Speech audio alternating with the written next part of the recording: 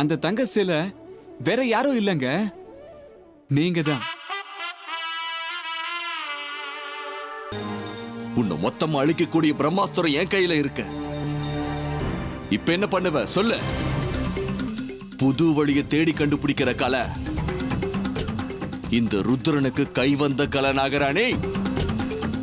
அமிர்தாவுக்கு உன்னோட உதவி தேவைப்படுது சேஷா. வா சேஷா வா. ஜெய் மகாருத்ரா.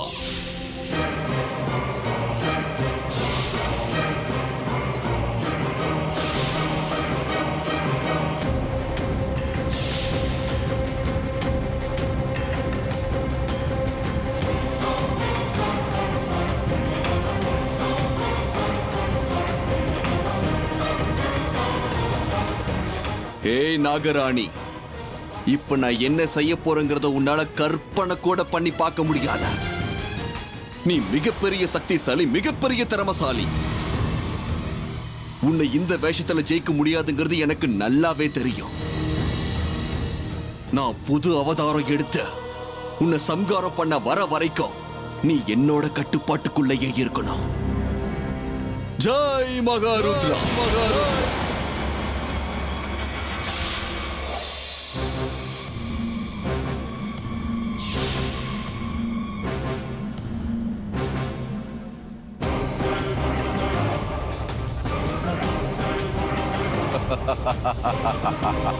ஓம் நம சிவாய. அந்த சிவனை தியானம் பண்ணிக்கிட்டு தேவையில்லாம நேரத்தை வீண் பண்றிய நாகராணி. பண்ண என்னோட புது அவதாரத்தை தாங்கிறதுக்கு உனக்கு சக்தி வேணும்ல. என்னோட புது அவதாரத்தோட பாதிப்பை பார்க்க முடியாம இங்கேயே இதய வெடிச்சு நீ சாகணும்.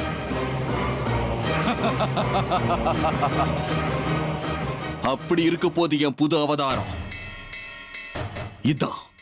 இதான் உனக்கு கடைசி நாள் நாகராணி. உன் கண் எதிரி உன் உலகத்தோட சொத்தான அந்த நாகமணியை அடைஞ்சு அது மூலமா என் சக்தி அதிகரிக்கிறத பார்த்து உன் ஆன்மா துடிக்கணும். எந்த நாகமணி அடையறதுக்காக, எந்த பழிய தீர்த்துக்கிறதுக்காக நீ இந்த உலகத்துக்கு வந்தியோ அது எதுவுமே உனக்கு கிடைக்காம திரும்பவும் உலகத்துக்கும் போக முடியாம நேரடியா அந்த பரமேஸ்வரனோட பாதத்துல சரணடையணும். உன்ன அந்த பரமேஸ்வரனோட பாதத்துல கொண்டு போய் சேர்க்கல என் பேரு ருத்ரனே கிடையாது. ஜெய் மகாருத்ரா.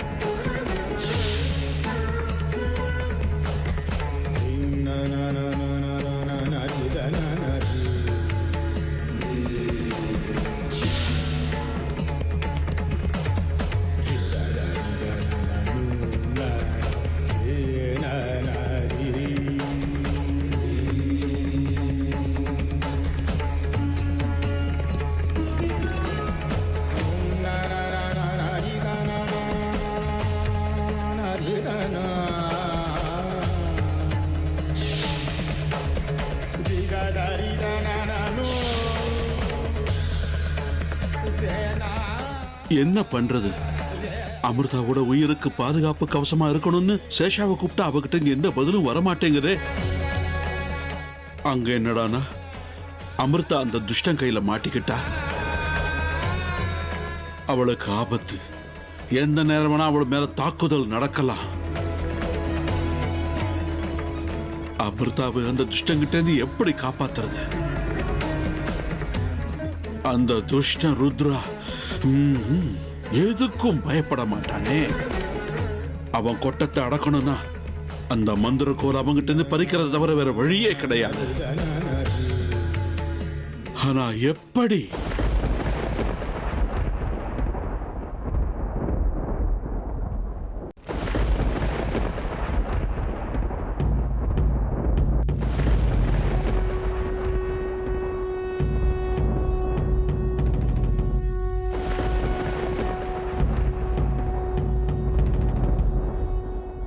ஆமா, பைரவன் தான் இதுக்கு சரியான ஆள். அவனால மட்டும்தான் இது சாத்தியமாகும். ஆனா பைரவா என் வார்த்தைக்கு மதிப்பு கொடுப்பானா? அதுவும் இல்லாம அவனும் மிகப்பெரிய துஷ்டனாச்சே. எனக்கு உதவி செய்ய பைரவன் சம்மதிப்பானா? சரி, என்ன வேணா நடக்கட்டும். நான் ஒரு தடவை கேட்டு பார்த்துறேன். கேட்கறதுல எந்த தப்பும் இல்லையே.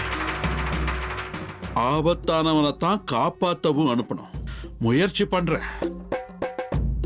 பைரவா, பைரவா, பைரவா.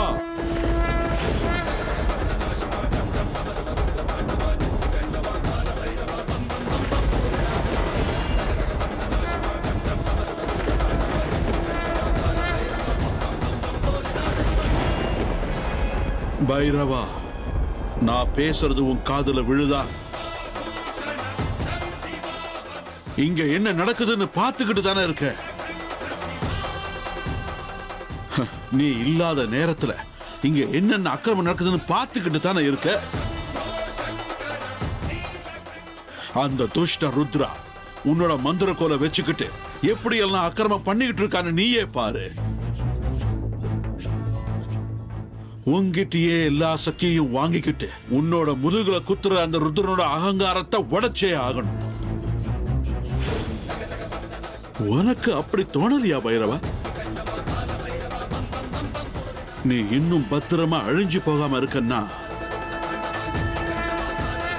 அது என்கிட்ட இருந்து நீ வாங்கிக்கிட்ட சக்தி தாங்கிறது உனக்கு ஞாபகம் இருக்குல்ல?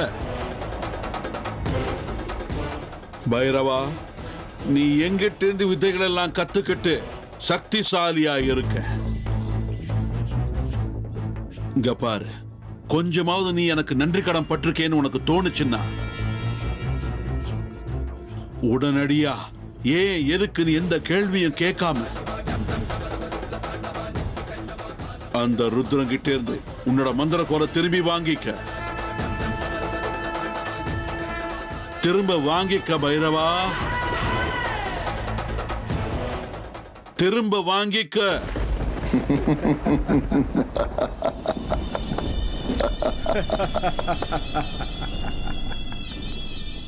இங்க பாரு, இந்த பைரவன் என்ன செய்யணும் என்ன செய்யக்கூடாது அப்படிங்கறதெல்லாம் உங்ககிட்ட இருந்து கத்துக்க வேண்டிய அவசியம் இல்ல. நான் என்ன செய்யணும், எப்படி செய்யணும், எப்ப செய்யணும்ன்றதெல்லாம் எனக்கு நல்லா தெரியும். இத்தனை நாளா நான் காத்துக்கிட்டு இருந்த அந்த முகூர்த்த நேரம் இப்பதான் என் கை கூடி வந்திருக்கு. இன்னும் சில மணி நேரங்கள் தான் இருக்கு. இது வரைக்கும் எனக்கு நடந்த அநியாயங்களுக்கெல்லாம் வட்டியும் முதலுமா வசூல் பண்ணாம விட மாட்டான் இந்த பைரவா. உங்க காலம் எல்லாம் முடிஞ்சு போச்சு. இனி இந்த பைரவனோட காலம்தான். நல்லா கேட்டுக்கோ.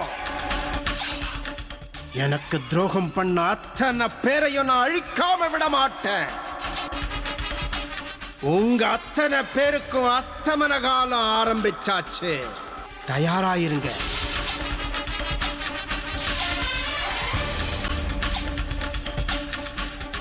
என்ன மயூரி இது?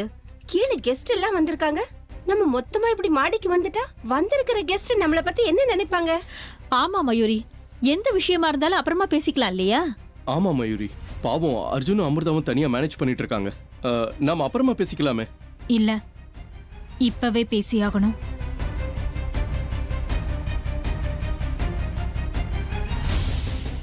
மயூரி, உன் தயக்கத்தை பார்க்கும்போது நீ ஏதோ பெரிய விஷயத்தை தான் சொல்ல போறேன்னு தோணுது.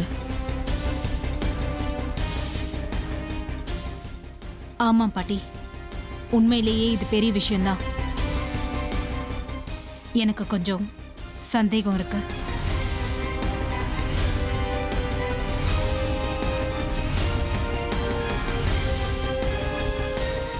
சந்தேகங்களா? யார பத்தி, எதை பத்தி? நாகராணி இங்கதான் நம்ம வீட்லயே நமக்கு நடுவுலயே இருக்கிறாளோன்ற ஒரு சந்தேகம்.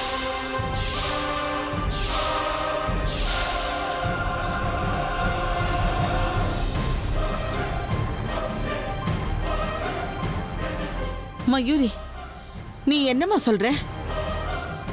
மயூரி, இந்த நேரத்துல அந்த விஷயம் எல்லாம் தேவையா? ஆமா பாட்டி, ஆமா அத்தை, தேவைதான், இப்ப தேவைதான். சந்தேகம் வந்த உடனே தெளிவுபடுத்திக்கிட்டா ஆபத்துல இருந்து தப்பிச்சிடலாம் இல்லையா? மயூரி, நீ ரொம்ப ஓவரா போறன்னு நினைக்கிற. ஏதோ அதிசயமா எல்லாரும் வீட்டுல சந்தோஷமா இருக்கும். புதுசா நீ ஒண்ணு ஆரம்பிக்காத. என்ன மயூரி, அந்த நாகராணி எப்படி நமக்கு நடுவுல இருப்பா? நீ கண்டதையும் கற்பனை பண்ணிக்கிட்டு எல்லார் முடியும் ஸ்பாயில் பண்ணாத. மயூரி, உன்னோட பயம் என்னன்னு எனக்கு புரியுதுமா. ஆனா இந்த விஷயத்தை பேசக்கூடிய சூழ்நிலை இது இல்ல. நீயே பாரு, கீழே எத்தனை பேர் நமக்கா காத்துட்டு இருக்காங்க. இப்ப எதுக்கு இதெல்லாம்? போதும், இந்த விஷயத்தை அப்புறமா நம்ம பேசிக்கலாம். இல்ல பாட்டி, இதுக்கு இப்பவே முடிவு தெரிஞ்சாகணும். மயூரி, நீ ரொம்ப பிடிவாதம் பிடிக்கிற. இப்ப நாங்க யாரும் எதுவும் கேட்கிற மூட்ல இல்ல. நீ கீழே இறங்கி வா. இல்ல அத்தை, எனக்கு தெரியும். நீங்க யாருமே என் பேச்ச நம்ப மாட்டீங்கன்னு எனக்கு தெரியும். ஆனா இப்ப சொல்றேன் கேளுங்க. நான் நாகராணிய பாத்திருக்கேன்.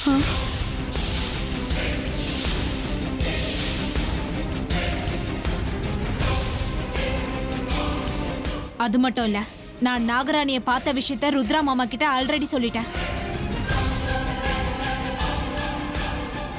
அவ வேற எங்கேயோ இல்ல, இங்கதான் நம்ம எல்லாருக்கும் நடுவுல தான் இருக்கா.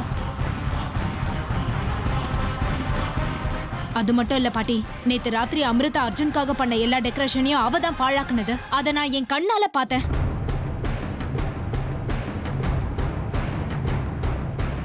எல்லாத்தையும் நான் தான் பண்ணேன்னு அர்ஜுன் என்ன பிடிச்சு கத்துனால, ஆனா எதையுமே நான் செய்யல. அப்படின்னா அது எல்லாத்தையும் பண்ணது அந்த நாகராணி.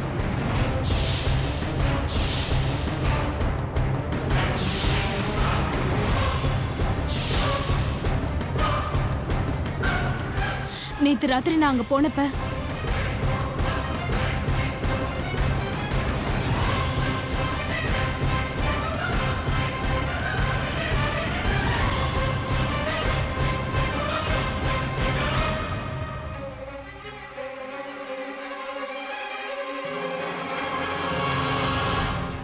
நம்ம வீட்டுல இவ்வளவு நடக்குதா? மயூரி, முன்னாடியே ஏன் இந்த விஷயத்த சொல்லல? சொல்றதுக்கான சந்தர்ப்பம் கிடைக்கல கர்ணா. இப்ப சூழ்நிலை வந்திருக்குன்றதுனாலதான் சொல்றேன். இப்பவும் சும்மா இருந்தா நல்லா இருக்காது. அதனாலதான் எச்சரிக்கையா இருக்கேன்னு உங்ககிட்ட சொல்றேன். அப்படின்னா நீ உன் கண்ணால அந்த நாகராணிய பாத்தியா? அது சரி, அவ பார்க்க எப்படி இருந்தா? தெரியல பாட்டி, அன்னைக்கு அவளோட முகம் சரியா தெரியல. அவளை பின்னாடி தான் பார்த்தேன். நான் யாருன்னு கேட்ட உடனே அவ எச்சரிக்கை ஆயிட்டா. நான் பார்த்துக்கிட்டு இருக்கும் போதே பாம்பா மாதிரி எஸ்கேப் ஆயிட்டா.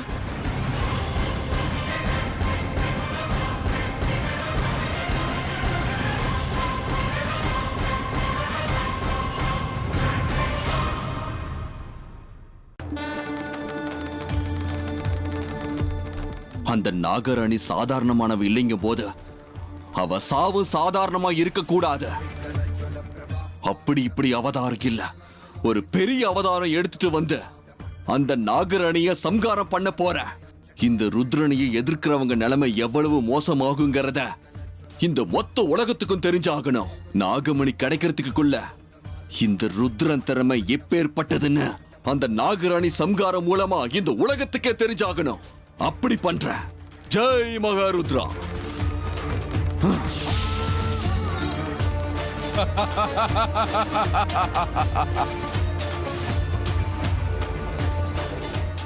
எத்தனையோ சித்திகள் அடைஞ்சிருக்கிற மகா மந்திரவாதி பைரவனுடைய மந்திர கோல இந்த ருத்ர வசப்படுத்திருக்காங்க போது நான் சாதாரணமானவனா? அந்த நாகராணியால என்னை எதுவுமே செய்ய முடியாது. நாகராணி மட்டும் இல்ல, அந்த பைரவ பாபா வந்தாலும் இதேதான். என்னை யாராலையும் எதுவும் செய்ய முடியாது.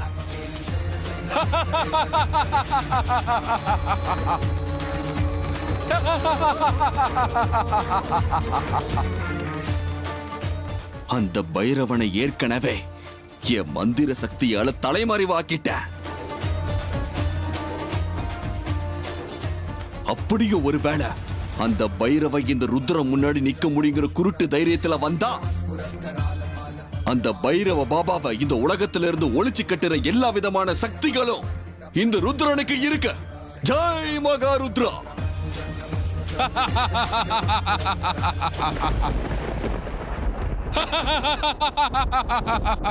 ஜெய் மகாகாலா. என்ன அதிர்ச்சியா இருக்கா ருத்ரா? இத்தனை நாளா உன்னை நான் வெறும் அகங்காரம் நினைச்சுக்கிட்டு இருந்தேன். ஆனா நீ தலகாணம் பிடிச்சவன், அகந்தையில ஆடுறவன். இனிமே உன்னுடைய ஆட்டத்துக்கு கடிவாளம் போடத்தான் நான் வந்திருக்கேன். இனி உன்னோட அழிவு காலம் ஆரம்பிச்சிடுச்சு. இத்தனை நாள் நீ எங்கிட்ட இருந்து அடைஞ்ச சக்திகள், என்னோட மந்திர கோல், அதை நீ தவறா பயன்படுத்தினது எல்லாம் போதும். அதை நீ தொடர்ந்து வச்சுக்கிறதுக்கு உனக்கு எந்த உரிமையும் கிடையாது. இத்தனை நாளா என்ன நீ ஏமாத்தி என்னோட மந்திர கோலை அபகரிச்சு அதை உன் வசப்படுத்திக்கிட்டு அகங்காரத்திலையும் ஆணவத்திலையும் ஆடிக்கிட்டு இருக்கல்ல, அது போதும். இனிமே அது எனக்குத்தான் சேரணும். அதுக்கான சரியான நேரம் இதுதான். என்னோட மந்திர கோல, என்னோட சக்திகளை நான் திரும்ப பெறக்கூடிய அற்புதமான நேரம் இது. அந்த நேரம் எனக்கு வந்தாச்சு. எனக்கு வந்தாச்சு ருத்ரா. ஹே பைரவா, எங்கேயோ தலைமறைவா உட்காந்துட்டு என்ன பயமுறுத்துற மாதிரி பேசி என்ன பயமுறுத்தலான்னு பாத்துக்கிட்டு இருக்கியா? அது உன்னால முடியவே முடியாது. உன்னால எதுவுமே செய்ய முடியாது. என்னைக்கு இருந்தாலும் இந்த மந்திர கோல் என்னோடதுதான். மூடனே, உனக்கு இன்னும் என் சக்தி மேல நம்பிக்கை வரல. அந்த நம்பிக்கை வரத்துக்கு இன்னும் உனக்கு வாய்ப்பு கிடைக்கல. ஏன்னா என்னோட சக்திய நீ இன்னும் முழுமையா பார்க்கல. அதை பார்க்கறதுக்கு உனக்கு ஆர்வமா இருக்கா? சொல்லு, பார்க்கறியா? இந்த பைரவனோட சக்தி எப்படிப்பட்டதுன்னு பார்க்கறியா? ஜெய் மகாகாலா.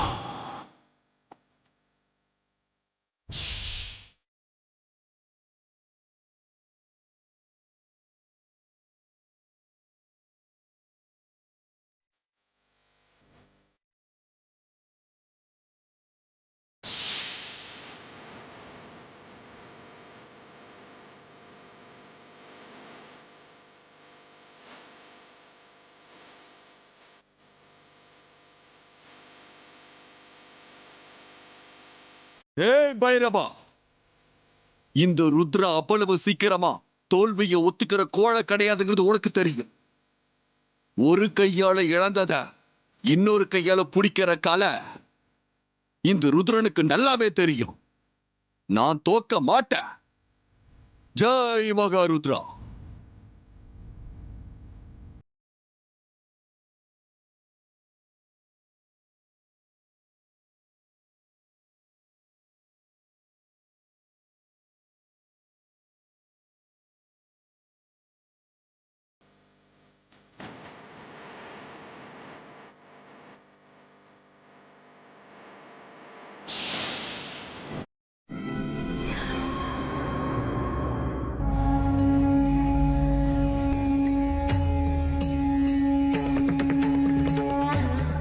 இப்ப நான் என்ன பண்றது?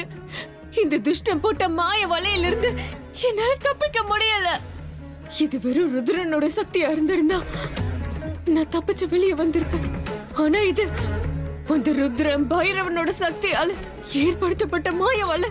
இதுல இருந்து நான் வெளியே வரணும்னா அதுக்கு என் சேஷாவோட உதவி நிச்சயம் வேணும். ஆனா சேஷா எதுக்காக எனக்கு உதவி செய்ய வரல? நான் கூப்பிடுறது அவளுக்கு கேக்குதா இல்லையா அதுவே தெரிய மாட்டேங்குது. சேஷா, சேஷா,